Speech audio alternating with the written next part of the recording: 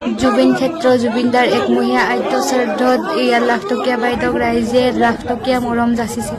তাৰ কাপোৰ পিন্ধা ষ্টাইল নেচাই কিয় গোটেইখন একদমবাৰে পেট দেখুৱাই আহিছে।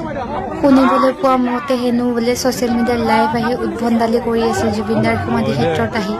আমাৰ লাখটকীয়া বাইদেৱে হেনো আমাৰ জুবিনদাৰ মৰাৰ সময়ত একদমবাৰে কান্দি কান্দি ভিডিঅ' বনাইছিল, চনাবোৰত থ'ব নালাগে। আৰু এতিয়া চনাবোৰত উপস্থিত কি কাপোৰ পিন্ধি উপস্থিত হৈছে চাওকচোন এবাৰ।